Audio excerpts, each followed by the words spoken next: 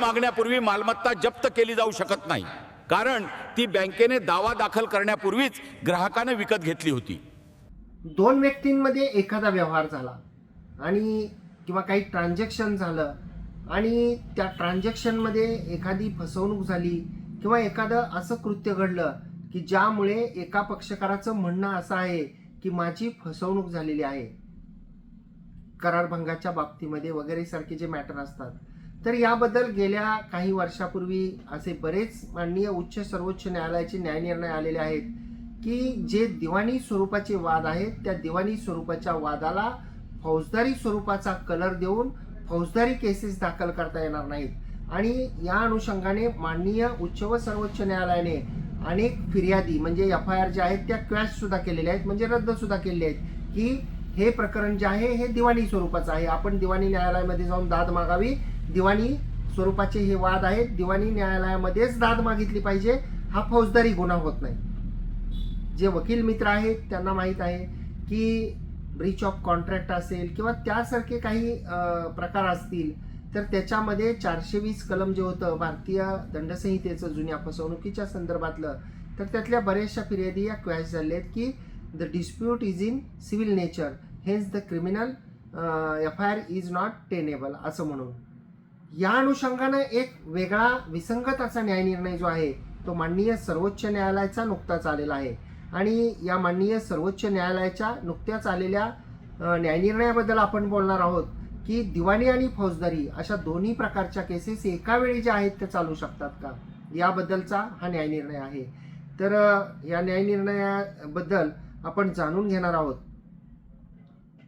नमस्कार मित्रांनो, मी आपला वकील मित्र ॲडव्होकेट कैलास नाईक. कायद्याचं म्हणजेच तुमच्या फायद्याचं बोलूया तुमच्या हक्काच्या कोर्ट कचेरी या यूट्यूब चॅनलवर. तर मित्रांनो, या केसमध्ये जी केस आहे माननीय सर्वोच्च न्यायालयापुढे गेलेली होती, त्यामध्ये एक डॉक्युमेंट होता, एक कागद होता जो होता नो ड्यूज सर्टिफिकेट. आणि ते जे नो ड्यूज सर्टिफिकेट होतं ते फॅब्रिकेटेड आहे, ते बनावट आहे, अशा स्वरूपाची केस होती. आणि त्या अनुषंगानं फिर्याद जी आहे ती दाखल करण्यात आलेली होती. तर त्या फिर्यादीच्या अनुषंगानं ती फिर्याद रद्द करावी म्हणून हे प्रकरण माननीय सर्वोच्च न्यायालयापर्यंत गेलेलं होतं. आणि त्यामध्ये न्यायनिर्णय देताना माननीय सर्वोच्च न्यायालयाने असं म्हटलेलं आहे की civil and criminal remedies can को एक्झिस्ट, म्हणजे दिवाणी आणि फौजदारी दोन्ही स्वरूपाच्या ज्या रेमेडी आहेत, पर्याय आहेत, उपाय आहेत, त्या दोन्हीही चालू शकतात, त्या एका वेळी चालू शकतात. Supreme court refuses to FIR quash cheating and intimidation proceeding based on disputed no dues certificate. म्हणजे ती जे फिर्याद दाखल करण्यात आलेली होती ती रद्द करावी म्हणून ही याचिका होती, ज्याच्यामध्ये माननीय सर्वोच्च न्यायालयाने असं म्हटलेलं आहे की दिवाणी पण स्वरूपाचा वाद चालू शकतो आणि फौजदारी स्वरूपाचा वाद चालू शकतो, परंतु कोणत्या परिस्थितीमध्ये चालू शकतो याबद्दल सुद्धा विश्लेषण माननीय सर्वोच्च न्यायालयाने या केसमध्ये दिलेलं आहे. त्याच्यामध्ये असं म्हटलेलं आहे की अपील जे आहे ते याचिकाकर्त्याचं डिसमिस केलेलं आहे, FIR रद्द करण्याच्या संदर्भातलं जी याचिका होती ती रद्द केलेली आहे.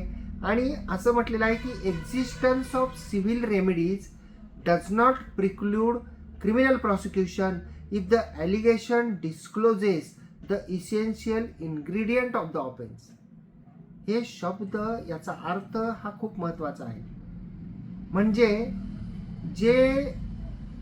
ज्यांच्या विरुद्ध केस दाखल झालेली आहे, म्हणजे उदाहरणार्थ फिर्यादीने केस दाखल केली आरोपीच्या विरुद्ध, तर आरोपी असं म्हणू शकत नाही की फिर्यादीला या प्रकरणाच्या संदर्भामध्ये दिवाणी स्वरूपाचा वाद दाखल करण्याचे अधिकार आहेत, ते दिवाणी स्वरूपाचा वाद दाखल करू शकतात, त्यांच्यापुढं दिवाणी स्वरूपाचा वाद दाखल करण्याचे पर्याय असताना त्यांनी हा खोटा गुन्हा दाखल केलेला आहे आणि हा फौजदारी गुन्हाच होत नाही.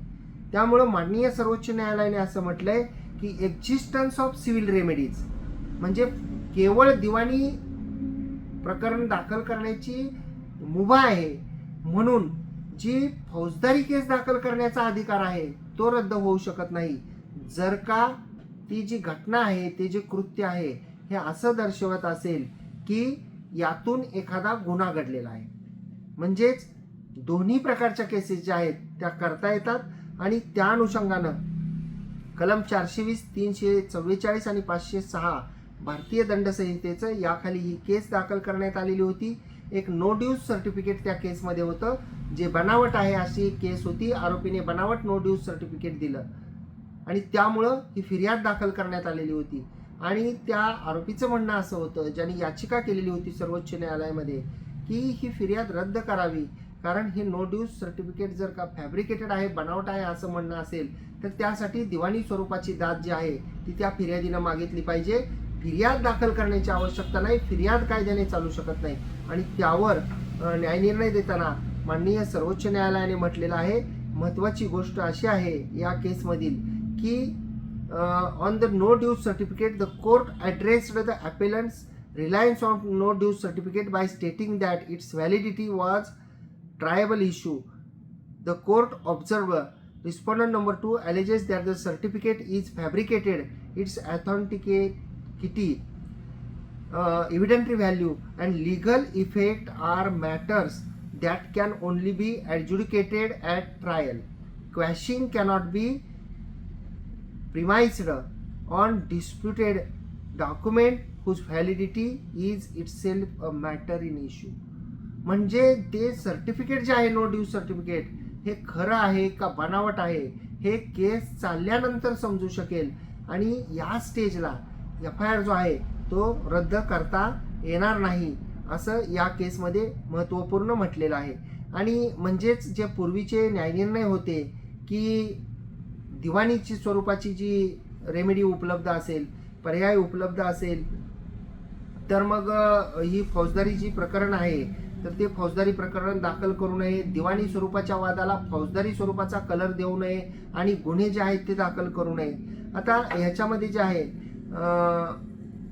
ॲपेलंट जे होते ते रॉकी म्हणून होते.